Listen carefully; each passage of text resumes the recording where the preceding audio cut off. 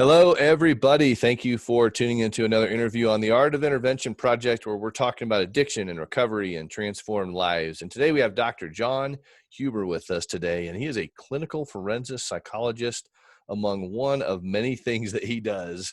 And I love his energy and his expertise and wisdom in this. But John, if you were to introduce yourself, how would you do that?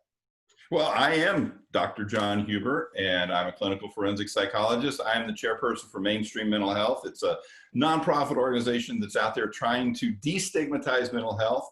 Along those roads, I've done lots of things. I was a college professor for approximately 21 years. I started my career as a school psychologist. I worked with little bitty kids, autistic adults, and evolved into a forensic psychologist. And I do competency to stand trial. I do really interesting things with some serial killers and things like that. Hopefully in the near future, that will be public. And on top of that, I go to court and I'm an expert witness. I've been in federal courts and state courts and divorces and homicide cases and things like that. And on the side, I have my little practice, which kind of keeps me grounded, keeps me centered on what I was and who I was when I started. And that is a psychologist, a clinical psychologist, working with people, trying to help them get through their lives, whether it's the loss of a loved one, diagnosis with a terminal disease, or a regular family issue, whether it's couples therapy or anything like that. And for the longest time, I stayed away from drug addiction and alcoholism and things like that, because my experience had been that I ended up doing more work than the people, unless they're ready. So if I had a patient who walked in the front door of my office and goes, nobody knows I'm here, I've got to quit alcohol, I've got to quit heroin, I've got to, whatever it is. But those people seem to have hit that stage where they're ready to change. And for the longest time, I would take somebody else who'd come in and their family's there, oh yeah, if he doesn't do it, I'm going to divorce him. And I would make referrals. But about 4 years ago, I started taking those patients because of something that Rob and I talked about off the air before, and we can get into a different show, but it's ketamine-assisted psychotherapy and using that for addictions. And one of the things that I found out about ketamine is it doesn't care if the patient doesn't want to quit. The ketamine is there and it does amazing things with the right environment, the right guidance. And that's where my avenue is now. And if I can't get my patients interested in that, then I typically do make referrals then at that point. But I do work with a lot of people with addictions and stuff at this point. All right. And you're down in Austin, right? Yes, Austin, Texas. I'm sorry. All right. No, you're good. We didn't preface that part of it. Just let people kind of know where you are. I know you do stuff all around the country too. But also, I mean, so you've seen mental health from all sorts of different perspectives in your career.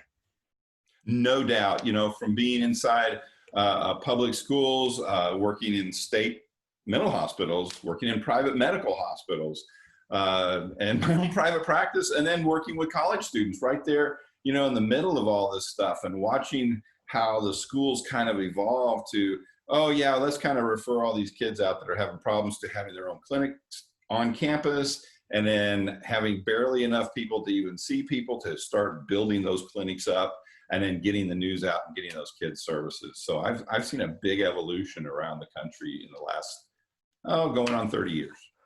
Yeah, many angles for sure. And I recently was talking to like Colorado Mental Health Organization and other organizations in the mental health world. And I've heard this, and see how this resonates with you, is that the real next pandemic we're going to see is a mental health pandemic. How does that sit with you?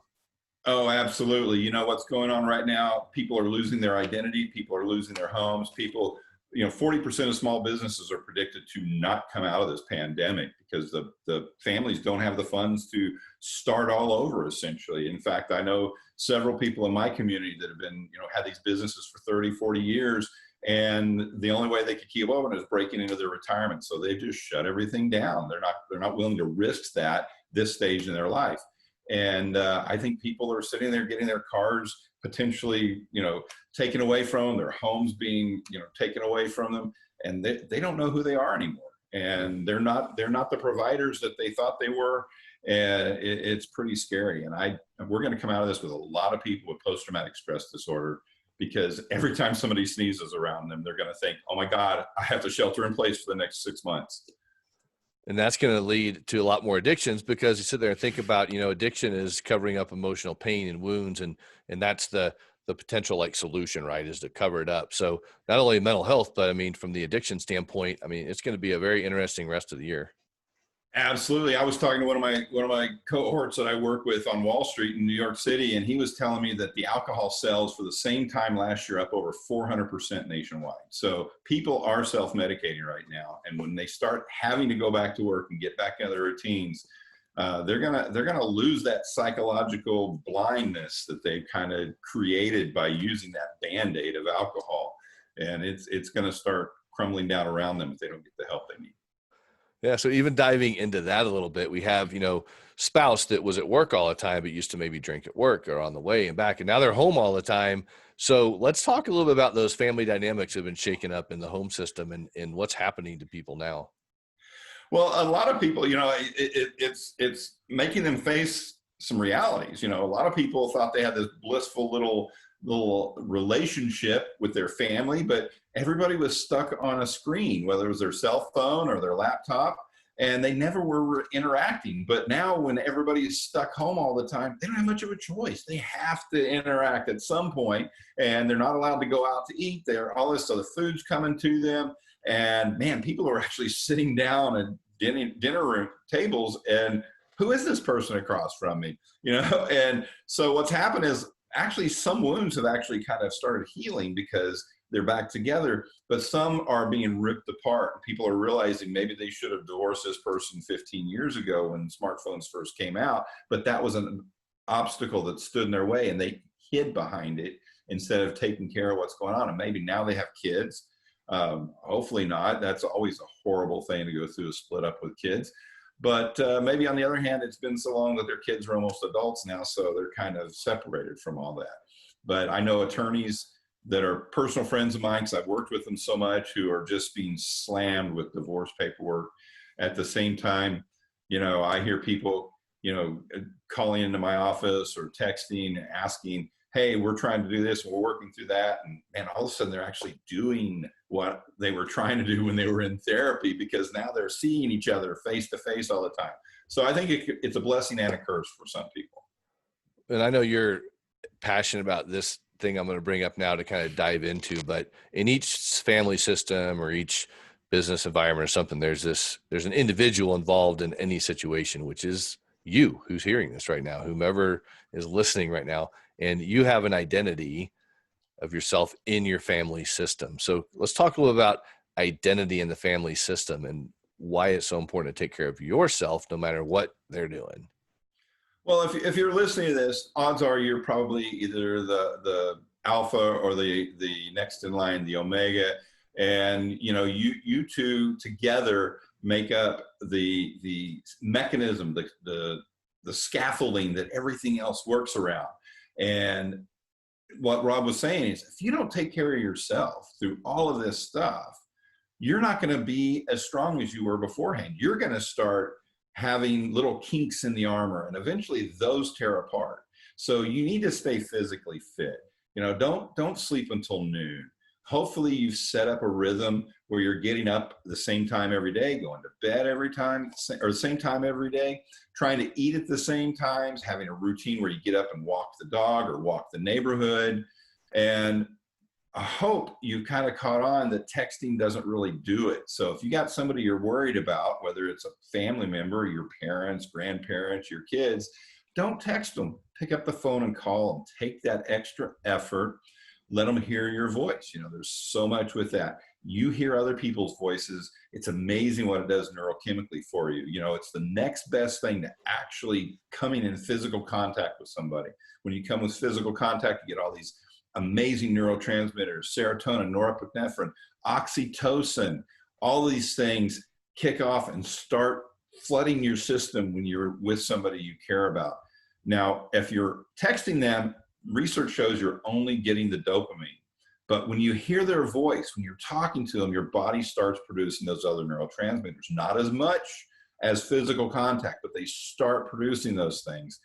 And that creates a good equilibrium for your brain to function normally. So take care of yourself. Take the time to call. If you think about texting them, put the text down and actually pick up the phone and call them. It's worth it. I sit there and think of which you assume a lot of people think they know what this word kind of means, but for those that don't know what it means, what is a neurotransmitter? Neurotransmitters are those wonderful chemicals in our brain that help control things like your blood sugar levels, for example. They also control your mood, your affect, your ability to think rationally. And they make us feel good. They make us feel sad. They give us that adrenaline rush. You've heard about it. You know, you're hiking through the woods and you look over and you see baby bear. And on the other side, you see mama bear, and you get this flood of adrenaline, and and it's a fight or flight mechanism that kicks in. Those are neurotransmitters that actually also act outside of the central nervous system as hormones, and they redirect blood flow so you can run or you can fight if you have to. Now, remember, in that situation, you don't have to be faster than the bear. You just have to be faster than the person next to you. I love that. I guess, is it your dog? Is it your wife? I mean, who do you got to outrun, I guess, is the real question. And who's going to fight more for you is going to be that other question there too, which is, anyway, you guys, here's the one thing. If you talk to Dr. Huber and myself, you know, laughter is a great natural release of those things, especially today, because it is so hard in these family systems that we're trying to help heal through the Art of Intervention project. Also, is just say, here's some tips, some tools. I mean, the 6 things you just mentioned right now are great for personal health, and just saying, hey, you know, get out there, take care of yourself. I mean, that's a huge part of this too. And when you don't, then we deal with the addiction and the mental health side. So how have you seen, I guess, maybe the mental health spectrum change over the years in some ways? I don't know if it changes much or it does, but how have you seen it change in your years of expertise? Well, it ebbs and it flows, and being in different kind of microcosms of this huge world called mental health, whether, you know, it's when I was spending time in jails and prisons a lot, or when I was in public schools, it's amazing. People always give me this question, oh my God, how can you go into the jails and all this, you could be hurt. Well, in jail, I know every one of them can do it. On a public school campus, I don't know which one of those kids can do it. So it's actually more dangerous on a public school when you've got violent kids, and we have them today, and you're a stranger in that environment. The teachers know who to look out for. You know, the students definitely know who to look out for, but you're that stranger who doesn't. So now you become a target, an easy victim, whether you're a substitute teacher or a psychologist being asked to go and talk to some kids because something funny's going on and they want some clarity. And, in the jails and prisons, when I moved in there, you know, we had a lot of, interactions. And if I did something with one inmate, I had to do them with all the inmates on that block, or somehow they were getting discriminated against. And so I had to put together big programs just to get to one of my patients that, maybe a judge wants me to do. For me to go in there, the warden would say, you have to do this. What I got into that, I found out that as I went along, that the majority of those prison inmates had a few things in common. The first one of them is when they were growing up, they either had an absent parent, primarily a father, or an absentee father. He may have been present in the home, but never interacted with the kids. And that's one of the things that we see actually with almost every single one of our school shooters, that they had an absentee father, either in the home or out of the home altogether. In every single one of the cases, that's the common denominator across the line. And that's a scary thing. And then I go back, hey, when I did my research on alexithymia, which is an inability to identify your own emotions, and these young kids who'd been adjudicated as adults, I had over 300 minors who'd been adjudicated as adults because they had these heinous crimes that they did. And the district attorneys were like, nope, that's an adult crime. We're not going to even mess with juvenile on that. And I remember the very first time I walked in, and there's a little 14-year-old kid who'd been in there for a year or so with the adults. And when I walked out of there, I was worried for the adults on his cell block. So wow. It's, and then, but I can't say that about every one of them. Some of them I was like, wow, this kid's, he's obviously a target here. But it's not always the case. And what I've seen is an ebb and flow. Those kids. The other thing that was common across whether adults or kids is that inability to read. Mm. Now, some of them may have been able to read on a first or second grade level, but if you think about it, our public newspapers that you can pick up any day are only written at a third grade level. So about 90% of all our written material, maybe high as I've seen as high as 95 to 97% of everything written out there is written so a third grader could understand it. And it's not until you get into specific like journals and stuff like that where they get really technical language that's way above a third grader's level. But think about that. You know, I did an interview earlier this morning with a person, and we were talking specifically, and I had a friend of mine growing up who I thought was, you know, very smart person. He was amazing. He knew how to do a lot of things. And I worked with him. That's where I met him. It was like one of my first jobs. And after a couple of years working with him, we were out one night and I realized this guy could not read. And as smart as he was stuck. And he's one of those guys that if he could have read on a college level, he probably would have been like one of the engineers at the company instead of one of the people being a janitor. Because I mean, the ideas he had, the ways he was able to work through and rationalize and come up with coping strategies to get through his day when you can't read, man, the type of brain work it takes to compensate for that in a dangerous environment. And it turned out, you know, last time I talked to him, you know, he'd been there for a long time, and all of a sudden there was some kind of mergers and acquisition thing, and he was actually being asked to pass a reading test to keep his job. And he was in pretty much panic. He'd been there about 20 some odd years, never had an accident, a complaint, anything like that. And now all of a sudden he was about ready to potentially lose his job. I got him into some adult literacy classes, and he eventually passed that test. So and learned to read. So you know, so education from a different perspective. Not everybody needs to be educated to be a doctor or a lawyer or even go to college. You know, in fact, we're losing some of those regular skills that we used to have. In fact, you know, up until mid 90s, you know, there were programs teaching kids basically to be journeymen, to be electricians and plumbers and things like that. You know, the average plumber in my area here, if he's a licensed plumber, he's making over $120,000 a year. The average college graduate in this area is making $27,000 a year. You know, there's some sense of arrogance because you've got a college degree, but the reality of it is, man, if you have a real marketable skill, that's more beneficial financially and in a lot of people's lives. You know, putting together and making a place where people can have a safe home, whether it's electricity or water or whatever, is a very gratifying thing. You know, you're talking to somebody who, to get through graduate school and college and stuff, every summer I build highways. I work for a highway construction here in Central Texas. And, you know, I'd be out there digging ditches all summer. And by the time I had my second degree, I get called into the foreman's shack, and he'd walk over to me and he goes, can you help explain these blueprints for me? And, you know, I go through that. I go, well, why don't you go to lunch? I go, no, I got to go finish that ditch over there with Jose and the other guy. I got to get, you know, because I couldn't lose that relationship, or my life was going to be hard over the next couple of weeks. But I was ready to go back to graduate school every fall. That's for sure. That's hard labor right there. And some of the transition in my life, I do some things like that too. And even people coming out of, I think, the addiction world feel as though they're not good enough, or, hey, I'm not a student, or what can I do? And have to be able to open those eyes to say, man, I mean, there's so many tradesmen that are needed in this country, because that is like a dying trade. I mean, you don't hear people getting trained to be welders a lot, and lost arts and there's so much income. So like, if you're in this place of just kind of like, I can never get a job, because I mean, you just heard right there, there's plenty of opportunity out there too, to live a life, to take care of a family and everything out of your addiction and in recovery. Absolutely. My cousin actually is a welder, and he does some of the high steel, and you know, he's been up on some of the skyscrapers in Vegas, up on above that one that's got that roller coaster or whatever up there, and welded, and he sent me pictures up there.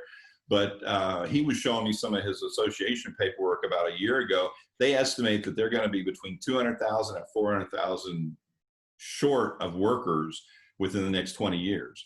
So they need welders, and they're paying a premium dollar for them now. And I can't imagine what it's going to be like in just a decade or so. But to do that, you need steady hands, people. So if you're in your, and if you want to go that route, we need to get on the right path. And so, like, what are some steps? I want to just thinking of like families or individuals right now that are, again, coming into this new world of maybe they found recovery. What are some real good steps they can take to start this journey of, we'll just call it mental health, mental wellness? Because I know So the brain and the gut are all tied to each other, and there's all this chemistry going on, but they got to start somewhere. Absolutely. And, if you're talking about, I'm assuming at this point, you're talking about somebody who has gone through rehab and they've gotten sober and they want to be where they're at and they're moving forward to grow. That is a powerful place to be in and a scary place. It's very empowering, but it's very, wow, I'm doing this all by myself. I don't have that filter now. So I get to feel all the stress and all the emotion and everything else. And what I often do is start with, learning to identify all those emotions, knowing that if you're anger is a secondary emotion. There's something else going on. You're feeling threatened. You're feeling, put down. You may feel inadequate some way. Maybe they're asking you questions and you're like, I don't have a college degree. Why are you asking me that? But now you're in a place where they're asking you those questions.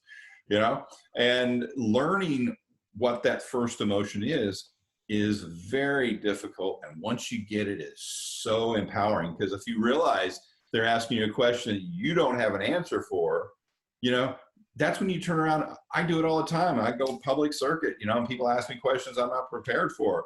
It's like, hey, why don't you give me your contact information? I'll get a hold of you by the end of this week and we can have a discussion and figure that out. And I can get a hold of people who do know the answer. It's my patients in the hospital, medical hospitals. I go in there, they're stressed out, they're depressed, they're trying to figure out what's going on. And they start asking me questions that they're afraid to ask their medical doctor. And I'm always like, I'm going to have to go through your chart and cover that up and understand what's really going on there before I can give you a real answer to that. And so I schedule my next appointment with them and I walk in there with the answers. The advantage that I have is I got the doctor's cell phone. So if I don't have a clue what's going on, I call the doctor at home going, hey, Yeah. Doc, this is Doc. What's going on?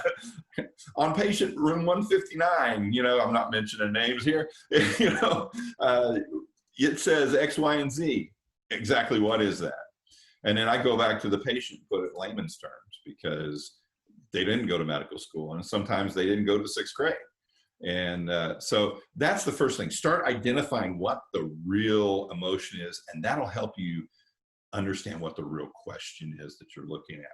Am I really upset because I'm inadequate and because somehow I'm just going to be a failure? Or am I upset because I haven't been able to identify the correct question until now, and now I know where to go and get the answers. And if I don't know where to go, I know my therapist does, somebody at work does. I can call the librarian. Believe it or not, librarians are still active in your local library. Call them up if you can't get down there and ask them. And if they don't know, they have the resources. They have a whole library right in front of them, and they can find it. They're amazing people. I mean, I figured that out in grad school. I'm like, wow, how am I paying for this? And I went to a librarian and she's like, hey, well, here, tell me a little bit about yourself. And I get a call the next day. Yeah, I got some stuff for you. I come in there and she had all this stuff all but filled out for me and applied, and I had grants. It was like, whoa, that was awesome. And in fact, up until she passed away, I was friends with her. So, and I've been out of school for a while. So Sounds so much more personable than just saying, hey, Google, Google's great, but you don't always ask the right question. And if you get a human being and you tell them what you're looking for, they oftentimes know what question you really need to ask, because they've either been there before, they've seen somebody else and gone through it with somebody else. Yeah. Well, that gets back to the whole physical touch and communication and face-to-face stuff. Because like you said, we're doing this via Zoom, but if I was out in Austin, I'd have you over to my house and we could do the interview in my kitchen. Just connecting with people is so important. And oh yeah. And that laughter thing you talked about, laughter is so important. The average 7-year-old laughs about 400 times a day. By the time you're 25, the average adult laughs 12 times or less a day. And every time you laugh, there's this really little crazy neurotransmitter / hormone release called clotho. And what the research shows is it actually causes, your blood vessels to become more and more elastic and reduces your risk for having strokes. We need to laugh as much as possible. And the research also shows your body releases that even if you're faking the laugh, if you really don't think what's going on is funny, but you're faking it. So fake the laugh, and all of a sudden, fake it till you make it. You'll be laughing because you realize life is way too short not to be laughing as much as possible. Yeah, it takes a lot of good muscles. My stroke reduction has gone down today because I've had 3 interviews today, and I've been laughing on all of them. So I'm doing pretty good today, I'd say. Wow, good deal. Yeah, but I know a lot of people aren't doing it in that way. It's the thing. It's like, doesn't it take more muscles to frown than it does to smile? Absolutely. It's about 3 times, I think 21 versus about 4 or 5, something like that. So yeah, I mean, I'm not a physiologist, so or probably your average massage therapist could tell you, but because they're required by most states to learn all the physiology, so the bones and muscles. There you go. So if you have a local librarian, you can call and say, who's the local therapist and your massage therapist in your area, or you can go see John to get some help with. And my wife's a massage therapist. That's why I know that. Yeah. Oh, nice. There you go. That is great. Well, I mean, I love everything you shared today. It's just, again, giving a little bit of tools people can pick up on. And ultimately, like you said, if you got this group of people, like the real one you have control over is yourself. So you got to do self-care, take care of yourself to help your loved one that's even struggling with addiction or mental health or mental illness. But again, the only thing I think it was the Thoreau that said, the only thing we have control over is our attitudes, right? The rest of it's kind of up to chance. And that's one thing we can take control of. Absolutely. In fact, how we react to what happens to us is, in my opinion, the only control we really have. Everything else, every form of control beyond that is an illusion. People just go along with us and make it work or don't. So, focus when you see something going wrong and you see, oh my gosh, I'm losing control. Wait a minute. Go back and focus on what you actually have control on. And it's amazing how all of a sudden your perspective changes. Wonderful. Well, learning how to respond instead of react is going to be a key thing for anyone's success.